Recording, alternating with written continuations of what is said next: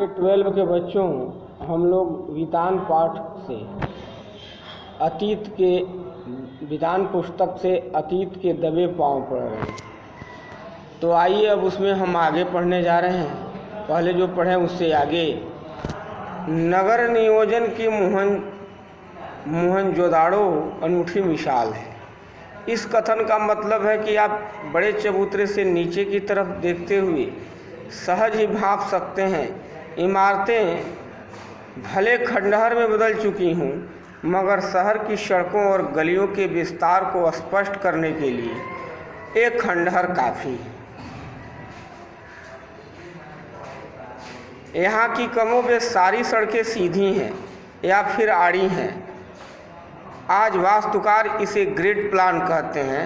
आज की सेक्टर मार्का कॉलोनियों में हमें आड़ा सीधा नियोजन बहुत मिलता है, लेकिन रहन सहन को नीरस बनाता है। शहरों में नियोजन के नाम पर भी हमें अराजकता ज़्यादा हाथ लगती है। बार्सिलिया या चंडीगढ़ और इस्लामाबाद ग्रिड शैली के शहर हैं जो आधुनिक नगर नियोजन के प्रतिमान ठहराए जाते हैं, लेकिन उनकी बसावट शहर के खुद विकसने का कितना अवकाश छोड़ती है, इस पर बहुत शंका प्रकट की जाती है। मोहनजोदाड़ो की साक्षर सभ्यता एवं सुसंस्कृति समाज की स्थापना थी, लेकिन उसमें नगर नियोजन और वास्तुकला की आखिर किसकी भूमिका थी? स्तूप वाले चबूतरे के पीछे गढ़ और ठीक सामने उच्च वर्ग की बस्ती है। उसके पीछे 5 किलोमीटर दूर सिंध बहती है। पूरब की इस बस्ती से दक्षिण की तरफ नज़र दौड़ाते हुए पूरा पीछे घूम जाएं तो आपको मोहनजोदाड़ो के खंडहर के हर जगह दिखाई देंगे।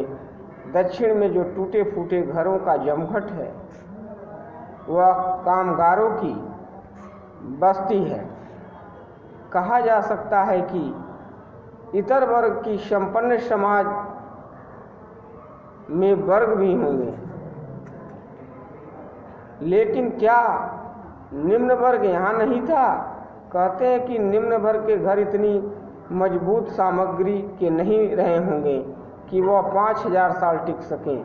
उनकी बस्तियाँ और दूर रही होंगी। यह भी है कि 100 साल में अब तक इस इलाके में 1/3 हिस्से की खुदाई हो पाई है।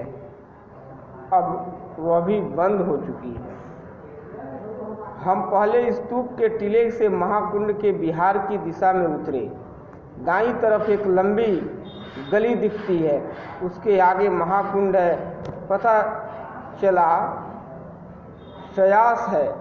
संयोग की धरोहर के प्रबंधकों ने उस गली का नाम दैव मार्ग डिविनिटी स्ट्रीट रखा है। माना जाता है कि उस सभ्यता में सामूहिक स्नान किसी अनुष्ठान का अंग होता था। कुंड करीब 40 फुट लंबा और 25 फुट चौड़ा है, गहराई 7 फुट।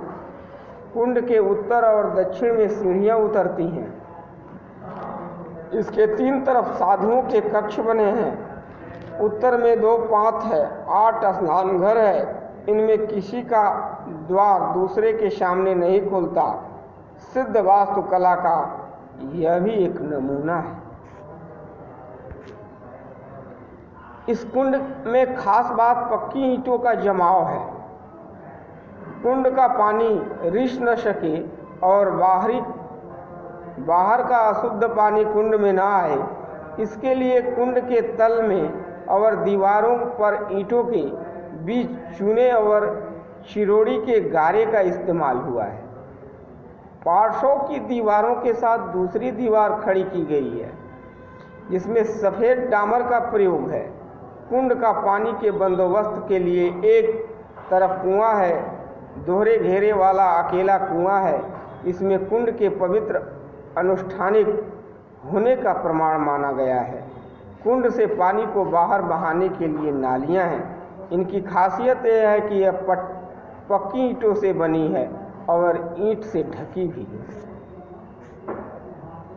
जल निकासी का उत्तम प्रबंध जो सिंधु की अनूठी विशेषता है। पक्की और आकार में समरूप धूसर ईंटों से सिंधु घाटी सभ्यता की विशिष्ट पहचान मानी गई है।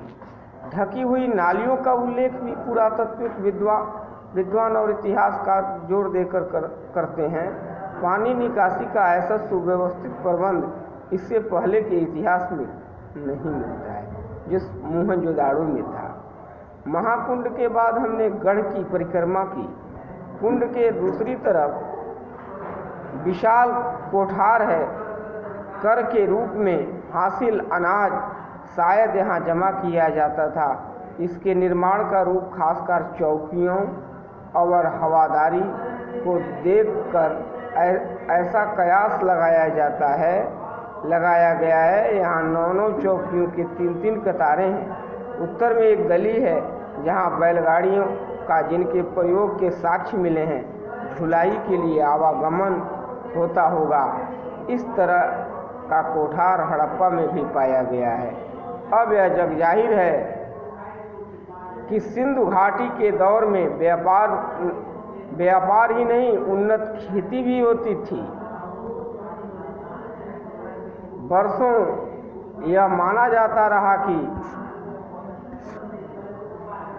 घाटी के लोग अन्न उपजाते नहीं थे, उसका आयात करते थे। नई खोज ने इस ख्याल को निर्मूल साबित किया, बल्कि अब कुछ विद्वान मानने लगे हैं कि यह मूलतः खेती और पशुपालक सभ्यता ही था। लोहा शुरू में नहीं था, पत्थर और तांबे के बहुतायत थे। पत्थर सिंध में ही था, तांबे के खाने राजस्थान में थी। उनके उपकरण खेती बाड़ी के प्रयोग किए जाते थे, जबकि मिस्र और सुमेर में चकमक और लकड़ी के प्रयोग उपकरण इस्तेमाल होते थे। इतिहासकार इरफान हबीब के मुताबिक यहाँ के लोग रबी की फसल लेते थे। कपास, गेहूँ, जौ, सरसों, चने की उपज के पुख्ता सबूत खुदाई में मिले हैं। वह सभ्यता का तर युग था जो धीमे धीमे सूखे में ढल गया। आज बस इतना ही, आगे अब कल पढ़ाया जाएगा आपको।